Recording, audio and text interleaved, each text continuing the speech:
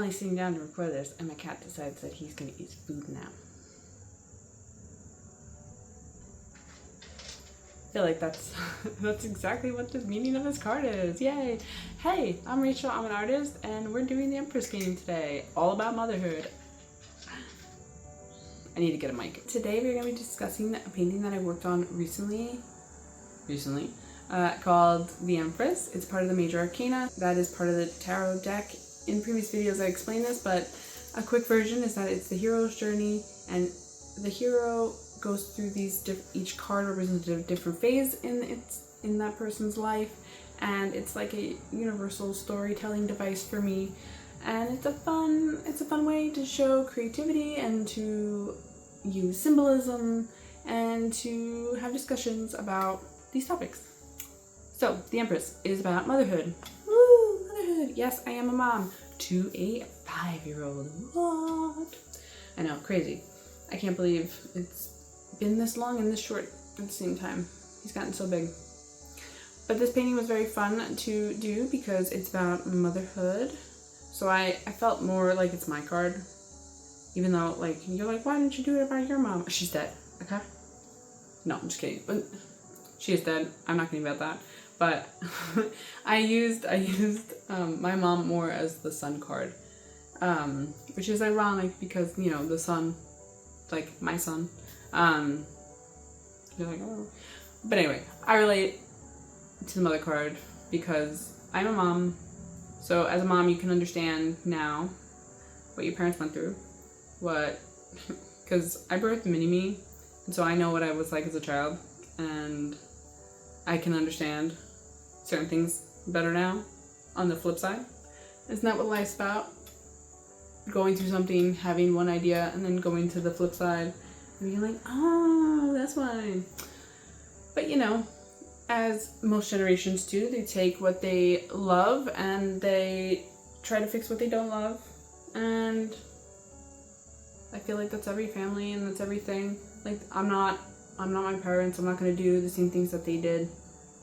They didn't do the same things that their parents did. Their parents didn't do the same things that their parents did. And so, you know, you take the healthiest fruit off the tree and you plant those seeds. So it's like nurturing and watering the next generation. So the original card has a woman lying on a chase, and she's surrounded by a big, giant, beautiful garden that is flourishing, abundant. She has the symbol of Venus. I think it's by her hand or by her feet. Insert picture here. So Venus rules over this card. Venus also represents in Greek and Roman mythology. Rule is Aphrodite.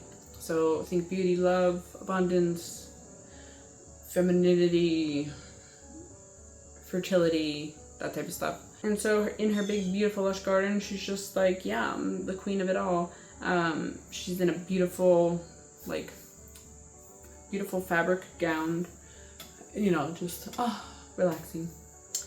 But for my version, a little different. You know, a little different. We're not copycats. We like each generation, we add more meaning. We didn't just fall out of a coconut tree, you know? Gotta understand where you came from. And for me, I did a weeping willow tree in the background because weeping willow trees originated in China, and they got their meaning. Obviously, they were planted in cemeteries because the branches and the way they would fall, they look like teardrops. Willows also need a lot of water, so they're usually planted by big bodies of water. I've never been to China, so I'm guessing that in the cemeteries they had a lake, which would make a lot of sense because a lot of cultures would use rivers as a way to describe moving on to the afterlife.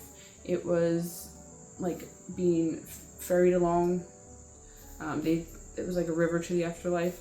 So water symbolism. And also, I have my trusty handy dandy book today because I wrote so much about this. So hopefully we're gonna make this a very short intro if I can just get my thoughts together. Okay, so they would, okay, so oh, and also very cool. I hope this is true. I read about it, but I'm gonna take it like it's like, you know, like folklore being passed down. That the word for branches, or one of the words, like they would put branches on the graves because the word sounded like the word in Chinese for stay. So at like, they're moving on, but please like stay with me, remember me type of video.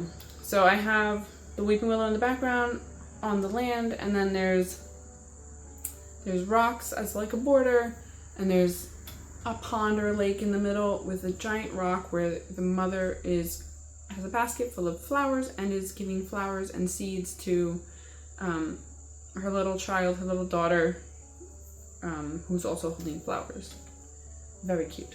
But yeah, around bordering the pond or lake, yeah, I planted in my painting. I was like, ding, ding, ding. I painted irises, and irises are really cool because the name for an iris comes from Greek mythology for the goddess Iris.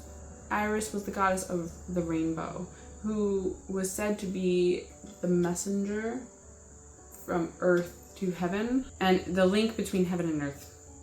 They were also used to be planted on, you know, women's graves so that they could be brought to the heavens after they died.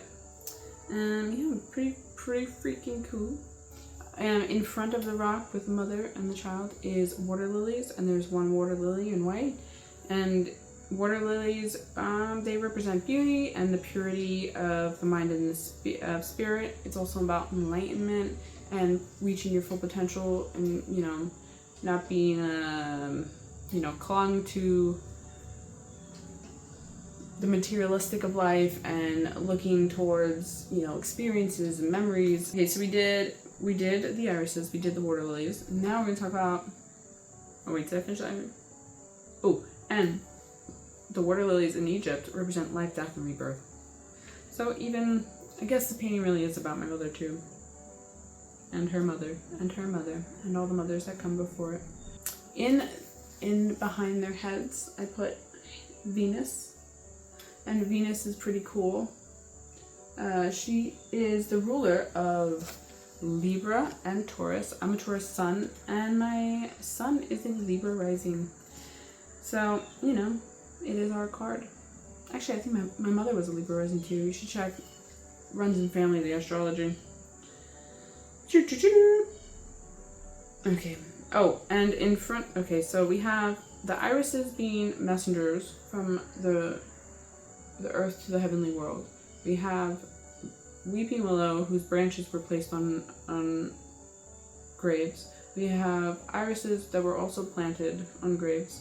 And we have water lilies, which represent the death and rebirth cycle. And then on top of it, we have, in the basket, we have cosmos, and we also have forget-me-nots. So cosmos, in Mexico, it originated, and they were used during the Dia de los Muertos, the Day of the Dead. And they were used as decoration, but also because they were seen as being, my cat is scratching, I am so sorry. It's like having my son here, but a little quieter, because my cat makes noise. So the flower was seen as like sacred because it would allow for messages to be able to traverse between the earthly realm and the spiritual realm, the heaven realm, whatever you want to call it. And then for the forget-me-nots, the blue forget-me-nots, they also represent love, loyalty, and remembrance. And the saying goes that a soldier or a knight was planted a whole bunch of them so that his partner, his wife, would always, girlfriend, I don't know, would remember him. And that's very sweet, because that means that, like, obviously we have the death, you know, forget-me-not, representing loyalty, being there for each other, you know, the things that you want to do. Anyway, that's my symbolism. I hope you enjoyed it. I look forward to talking to you about my next painting. And I hope you liked this video. I hope you enjoy my little chats, my little chaotic chats. And if you enjoyed me talking about art, seeing the art come together and the symbolism, well then let's shake hands. And you hit that subscribe button and follow along and watch me some more. Okay, bye. See you next time.